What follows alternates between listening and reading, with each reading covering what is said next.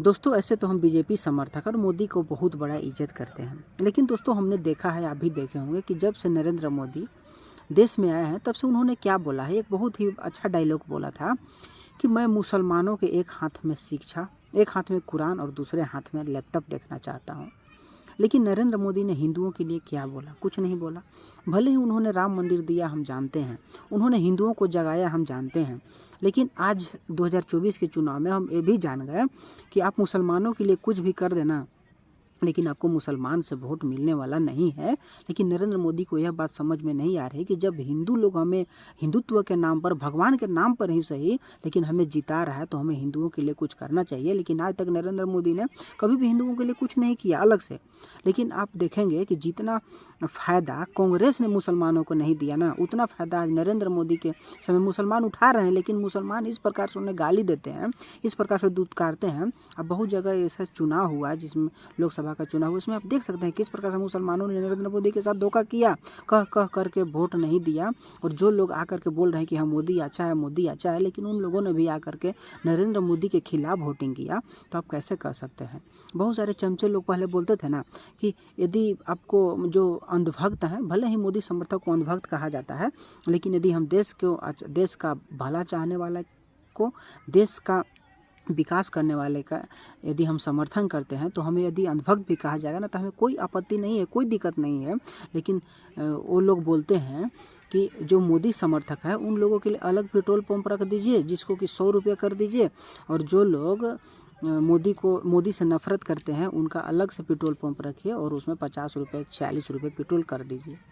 तो मैं बोलना चाहता हूँ ना कि वाकई में जो लोग आपको वोट नहीं दे रहे हैं, जो लोग आपका समर्थन नहीं कर रहे हैं ना, उनका अलग से आप पेट्रोल पंप सच में खोल ही दीजिए। और जो लोग आपको भर भर के वोट दे रहे हैं, आपके विधायक काम नहीं कर रहे हैं, आपके सांसद काम नहीं कर रहे हैं, फिर भी आपके चेहरे को देख करके, आपके छवि को देख करके जब भारतवासी, जब हिंदू आपको वोट दे रहा है, तो आप उसका समर्थन कीजिए, आप उसको सपोर्ट कीजिए। अभी आप देख रहे हैं कि बहुत सारे पश्चिम बंगाल में ऐसी घटना घटती है, केरल में ऐसी घटना घटती है कि जो बीजेपी समर्थक, जो बीजेपी कार्यकर्ता होता है, उसे दौड़ा दौड़ा कर मारा जाता है। लेकिन आपने उन लोगों के लिए क्या किया? जो लोग आपको एक वोट देने के लिए अपना जान दे दिए, जो जिनके परिवार खतरे में चला गया, तो उसके लिए आपने क्या किया? कुछ नहीं किया।